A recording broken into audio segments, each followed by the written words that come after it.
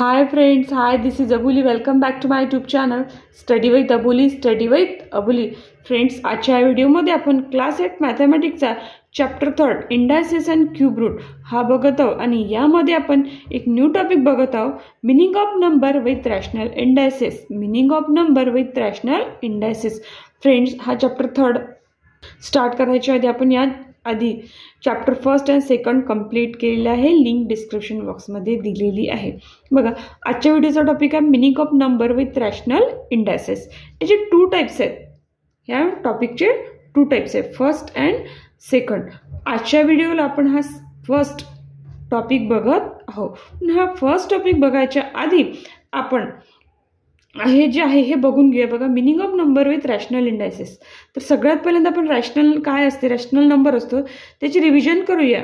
बघा, हा नंबर असतो P/Qच्या फॉर्ममध्ये, म्हणजे फ्रॅक्शनल फॉर्ममध्ये, आणि ह्या नंबरमध्ये न्यूमरेटर आणि डिनॉमिनेटर असतो तो काय असतो, इंटिजर. तो काय असतो, इंटिजर. आता रॅशनल इंडायसेस म्हणजे काय, तर बघा त्याआधी इंडेक्स फॉर्म बघूया. काय असतो तो इंडेक्स फॉर्म. बघा, इथे एक इंडेक्स फॉर्म लिहिला आहे. ह्या इंडेक्स फॉर्ममध्ये हा 2 काय आहे, इंडेक्स, आणि हा इंडेक्स कसा आहे, इंटिजर. हा इंडेक्स कसा आहे, इंटिजर.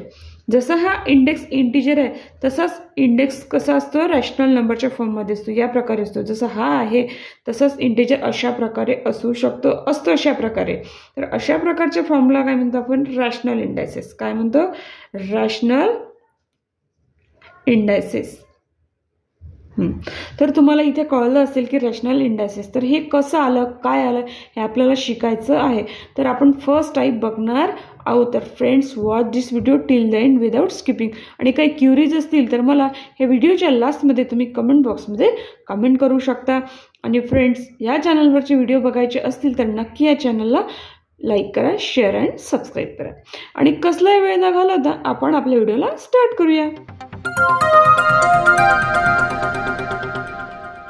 बघा, आपला टॉपिक आहे meaning of numbers when the index is a rational number in the form of 1/n.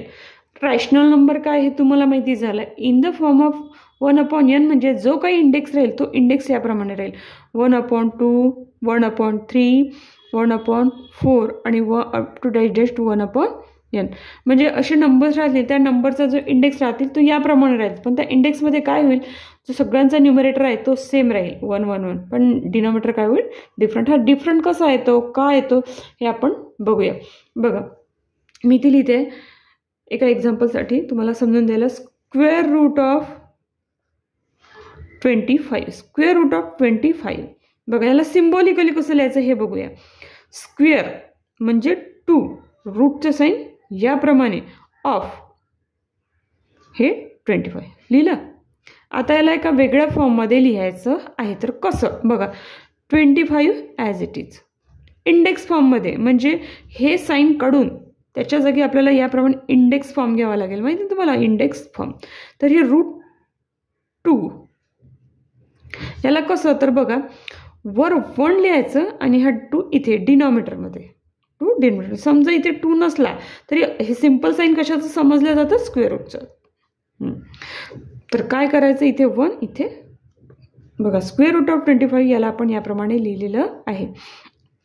बघा, मी इथे काय लिहिते, 25 1/2 असं लिहिलं असेल. हा रॅशनल इंडेक्सच्या फॉर्ममध्ये असं लिहिलं असेल तर तुम्हाला हे रीड करता आलं पाहिजे, तुम्हाला समजलं पाहिजे नेमकं हे काय आहे. तर वर न्यूमरेटरमध्ये 1 असेल आणि डिनॉमिनेटरमधला नंबर जर वेगळा असेल, चेंज होत असेल, तर याला आपण म्हणतो स्क्वेअर रूट.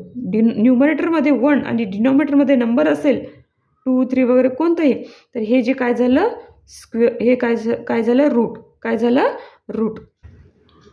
तर मी इथे लिहितो स्क्वेअर 2 म्हणजे स्क्वेअर 2 रूट नाही लिहित आपण, स्क्वेअर रूट ऑफ 25.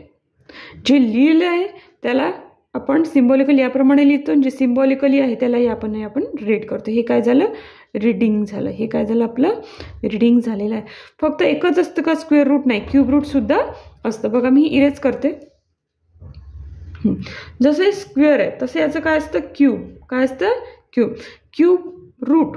रूट म्हटलं की हेच साईन लागतं, पण इथे 2च्या जागी काय लिहितो आपण, 3. काय लिहितो, 3 आणि याला कशाप्रमाणे येतं बघा, इथे सुद्धा 2 आहे, इथे 3 म्हणजे क्यूब रूट असेल तर काय लिहावं लागेल इंडेक्समध्ये 1/3 25 आणि इंडेक्समध्ये 1/3 बघा. स्क्वेअर रूट लिहिलं तरी स्क्वेअर रूट लिहिलं होतं त्यावेळेस इथे इंडेक्समध्ये न्यूमरेटरमध्ये 1 होतं आणि डिनॉमिनेटरमध्ये 2 होतं. आता क्यूब रूट लिहिलं आहे तेव्हा सुद्धा न्यूमरेटरमध्ये 1 आणि डिनॉमिनेटरमध्ये 3 म्हणजे इथे लक्षात येते का तुमचा डिनॉमिनेटरचा नंबर चेंज होत आहे. बघा मी इथे एक एक्झाम्पल घेते. 8 आपल्याला समजून घेण्यासाठी आपण कोणताही नंबर घेऊ शकतो. 8√325 याला आपल्याला इंडेक्स फॉर्ममध्ये लिहायचं आहे. तर काय करायचं, हे जो हा नंबर दिसते याला कशात घ्यायचं, राऊंड ब्रॅकेटमध्ये 325 आणि इंडेक्स रॅशनल इंडेक्स म्हटल्यानंतर काय तर न्यूमरेटर आणि डिनॉमिनेटर हॉरिझॉन्टल लाईन ड्रॉ करायची आणि न्यूमरेटरला 1 लिहायचा. डिनॉमिनेटरमध्ये काय लिहायचं, रूटच्या आधी जो नंबर असतो तो 8 हा इथे लिहून घ्यायचा. बघा अशा प्रकारे आपण एकदम इझी वेने लिहिलेलं आहे. हे झालं आपलं सेंटेन्स आणि या सेंटेन्सला आपण सिम्बॉलिकली फॉर्ममध्ये लिहिलेलं आहे. अशा प्रकारे भरपूर सगळे एक्झाम्पल घेऊन तुम्ही प्रॅक्टिस करू शकता. बघा आता हे काय झालं 325⁻⁴ आता हे लिहिलेलं आहे. तर हे काय लिहिलेलं आहे आपल्याला समजलं पाहिजे. तर हे काय लिहिलं आहे म्हणजे तुम्ही त्याचा इंडेक्स बघून समजू शकता की हे काय आहे. तर रूट आहे 1 आहे, खाली 8 आहे. तर लिहायचं कसं, डिनॉमिनेटरचा नंबर बघायचा 8 नंबर हे लिहायचं असेल नंबर ते लिहू शकता 8 इंडेक्स आहे म्हटल्यानंतर हा रॅशनल इंडेक्स आहे म्हटल्यानंतर रूटच येतो. 8 नंतर रूट लिहायचं ऑफ राऊंड ब्रॅकेटमध्ये जो नंबर आहे तो लिहून घ्यायचा 325. बघा अशा प्रकारे आपण सेंटेन्सला सिम्बॉलिकली इंडेक्स फॉर्ममध्ये कसं लिहायचं हे बघितलेलं आहे.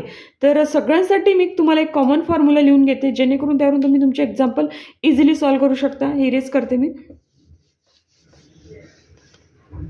बघा फॉर्म्युला म्हणून लिहून देते. nth रूट ऑफ ए कला कशात टाकायचं, राऊंड ब्रॅकेटमध्ये. रूट म्हटल्यानंतर तुम्हाला लक्षात येतं की न्यूमरेटर आणि डिनॉमिनेटर म्हणजे रॅशनल इंडेक्स येणार. वर 1 असतं म्हणजे न्यूमरेटरला 1 आणि डिनॉमिनेटरला n. आता अशा प्रकारे एक्झाम्पल असेल. हे झालं रीडिंग आणि हे सिम्बॉलिकली फॉर्म.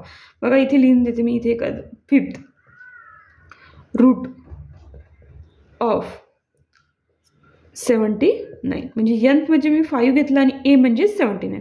हा फॉर्म्युला जर तुम्हाला लर्न असेल तर तुम्ही या प्रकारे व्यवस्थित लिहू शकता. बघा राऊंड ब्रॅकेट ए, बघा ए म्हणजे आपला आहे 79 म्हणजे इथे जसं राऊंड ब्रॅकेटमध्ये ए आहे तर मी इथे राऊंड ब्रॅकेटमध्ये काय लिहिणार 79. वर काय आहे बघा 1 चेंज होणार नाही पण n चेंज होईल. बघा इथे nth रूट आहे आपल्या इथे काय आहे 5th. n म्हणजे 5 इथे आपण 5 लिहिणार. बघा फॉर्म्युलाचा यूज करून पण याप्रमाणे लिहिलेलं आहे. कधी कधी काय होते एक्झाम्पल कसे लिहिले असतात. बघा इथे लिहिले 79⁻⁴ प्रॅक्टिस सेट जेव्हा तुम्ही सॉल्व्ह करा त्यावेळी तुम्हाला काय लिहिले अशा प्रकारचं सुद्धा लिहिलेलं राहू शकते. जसं हे असेल याला याप्रमाणे लिहिलं आहे तसंच याला रीड कसं करतो हे सुद्धा तुम्हाला विचारलं जाऊ शकतं. सगळ्यात पहिलं बघायचा इंडेक्स आणि इंडेक्समधला डिनॉमिनेटर बघायचा काय आहे 5th लिहून घ्यायचं 5th. आता इंडेक्स रॅशनल फॉर्ममध्ये असल्यानंतर रूट येणार. जो डिनॉमिनेटरचा नंबर असतो त्याला काय म्हणतो आपण रूट. 5th route of 79. बघा फ्रेंड्स अशा प्रकारे आपण हा meaning of numbers with rational इंडायसेसचा फर्स्ट स्टेप इथे शिकलेलो आहोत. तुम्हाला कसा वाटला मला नक्की कमेंट बॉक्समध्ये कमेंट करा. इथे आजच्या व्हिडिओचा टॉपिक छानपैकी आपण कंप्लीट केलेला आहे. काय क्युरियस असतील तर नक्की कमेंट बॉक्समध्ये कमेंट करा आणि अशासारखे व्हिडिओ बघायचे असतील तर नक्की सबस्क्राईब करा आणि बेल आयकॉनला प्रेस करायला विसरू नका. Thank you for watching this video. Take care and good bye.